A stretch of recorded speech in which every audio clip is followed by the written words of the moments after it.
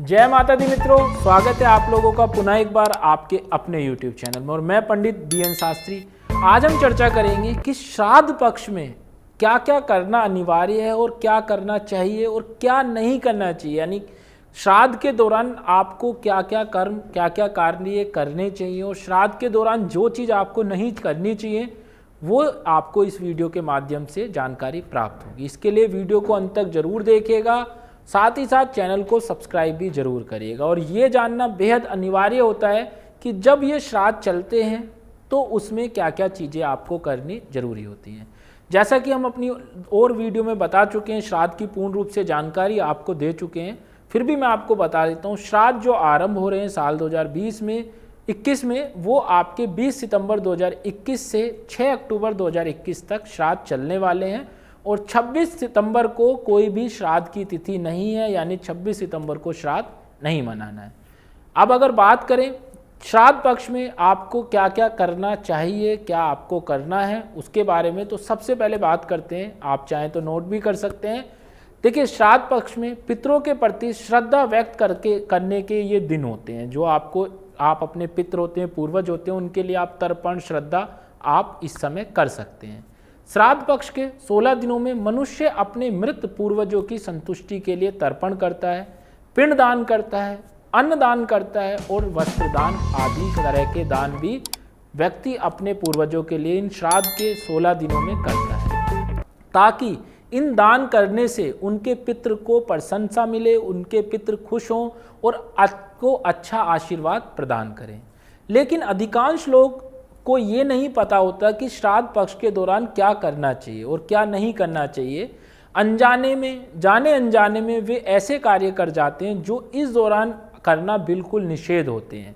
और इन कार्यों को करने से आपका श्राद्ध का समय, जो भी आपने पूजा पाठ किए, दान दक्षिणा किए, वो सभी कुछ खराब हो जाती है, वो आपको लाभकारी नहीं होती है। आपके जो पितृ होते हैं वो आपसे नाखुश होकर आपके घर से श्राद्ध के समय के बाद रवानगी लेते हैं। तो इसीलिए ज़रूरी है आपको किन चीज़ों को नहीं करना और किन चीज़ों को करना है। ऐसे में जो चीज़ें निषेध होती हैं, कुछ काम ऐसे होते हैं जिन्हें पितरों के नाम से ज़रूर करना चाहिए। आइए जानते हैं श्राद्ध पक्ष में क्या करना चाहिए और क्या नहीं करना चाहिए। क्या करना चाहिए, सबसे पहले अगर जाने तो नंबर 1, श्राद्ध पक्ष में पितरों के निमित्त करने के लिए 5 प्रकार के दान बताए गए हैं। श्राद्ध पक्ष में आप अपने पूर्वजों को खुश करने के लिए शास्त्रों के अनुसार 5 प्रकार के दान बताए गए हैं। जो दान इस प्रकार हैं, जैसे आपको गोदान आप कर सकते हैं, अगर आप इस काबिल हैं तो आप गोदान करें, अन्न दान करें, वस्त्र दान करें, औषधियाँ दान करें और स्वर्ण दान करें। औषधि यानी कि दवाई वगैरह, कुछ ऐसी चीज़ें जो आप किसी के स्वास्थ्य के आप अच्छा कर सकती हैं वो चीज़ें। स्वर्ण दान यानी कि आप सोने से बनी चीज़ें या धन भी आप दान कर सकते हैं।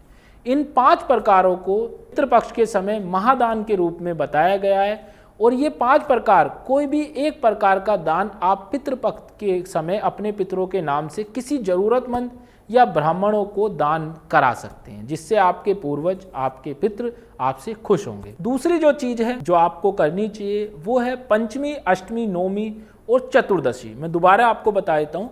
पंचमी तिथि, अष्टमी तिथि, नवमी तिथि, चतुर्दशी तिथि, अमावस्या और पूर्णिमा को पितरों के नाम से गरीब और जरूरतमंदों को आपको भोजन जरूर कराएं। आगे अगर देखें तो तीसरी वो चीज़ जो आपको करनी है पितृपक्ष के दौरान, तो पितृपक्ष के समय नियमित रूप से भगवान महापुराण कथा का पाठ करना अनिवार्य है। आप ये पाठ जरूर करें।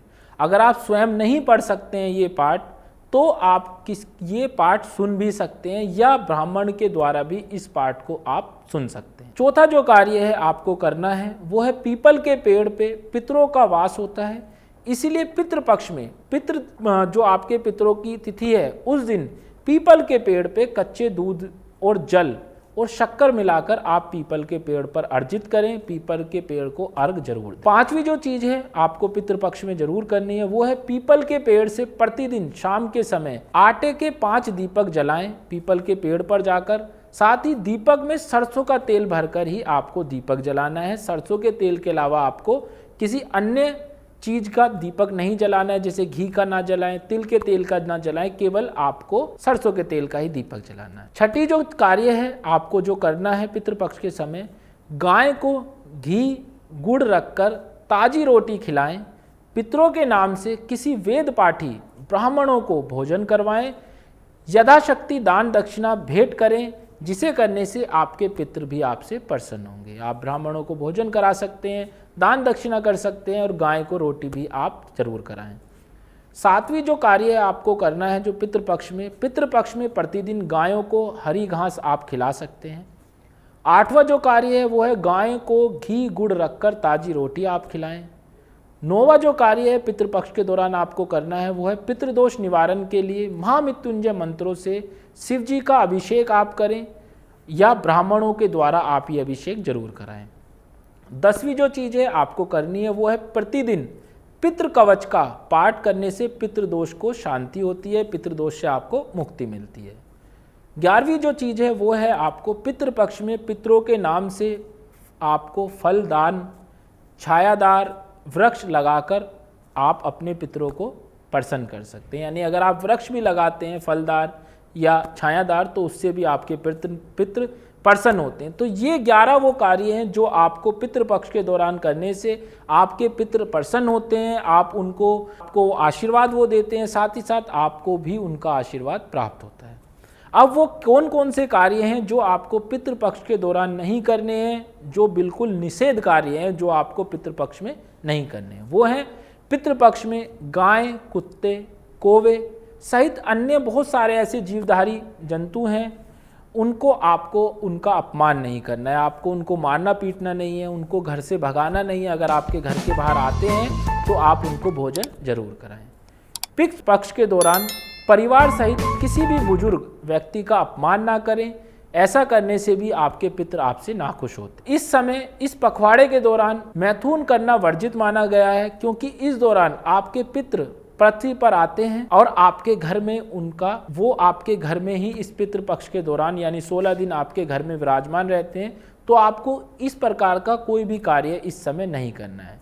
पारिवारिक कलह लड़ाई झगड़ों का आपको इस पितृपक्ष के दौरान त्याग बिल्कुल कर देना है, क्योंकि इसे करने से भी आपके पितृ आपसे नाखुश होते हैं, आपसे नाराज होते हैं और आपके द्वारा किए गए पितरों की शांति भी पूर्ण रूप से आपको नहीं मिल पाती है।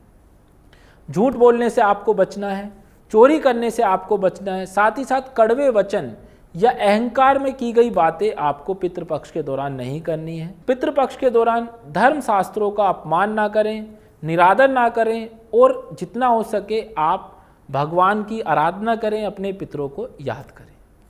पितृपक्ष के दौरान घर में मांस मदिरा का सेवन बिल्कुल ना करें, ये भी बिल्कुल निषेध माना गया है पितृपक्ष के दौरान। इसे अगर आप पितरों के समय 16 दिन किसी भी दिन कर लेते हैं तो पितृपक्ष पूरा ही आपके लिए खराब माना गया, यानी पूरा ही पितृपक्ष आपको कोई भी शुभ लाभ नहीं मिलेगा और आपके घर से जो आपके पितृ हैं, आपके पूर्वज हैं, वो नाखुश आपके घर से रवानगी लेंगे। श्राद्ध पक्ष के दौरान ब्राह्मणों का अपमान बिल्कुल ना करें, जितना हो सके ब्राह्मणों को दान दक्षिणा दें, उनसे आशीर्वाद आप लोग प्राप्त करें, क्योंकि 100 पीढ़ी तक गरीब भुगतना पड़ता है अगर आप ऐसा करते हैं। और अगर ब्राह्मणों का अपमान आप कर रहे हैं तो गरुड़ पुराण के दौरान पितृपक्ष में कहा गया है कि गरुड़ पुराण में कहा गया है कि पितृपक्ष के दौरान अगर आप ब्राह्मणों का अपमान करते हैं तो आने वाली 100 पीढ़ी तक आपको गरीबी भुगतनी पड़ सकती है। तो ये वो कार्य हैं जो पितृपक्ष के दौरान बिल्कुल निषेध हैं, आपको बिल्कुल भी नहीं करने हैं। इसके अलावा अगर आपको और कोई भी जानकारी चाहिए पितृपक्ष के दौरान किसी चीज़ को लेकर, क्या आपको करना है या कौन सी राशि वालों को किस प्रकार से भोजन कराना है अपने पितरों को, तो उसके बारे में आप हमें कमेंट जरूर करें या आप अपने हमारे दिए गए नंबर्स पर अपने बारे में उस जो आपके प्रश्न है उस बारे में पूछ भी सकते हैं। तो आज के लिए इतना ही, मिलते हैं एक नई वीडियो में नई चीज़ों के साथ। जय माता दी।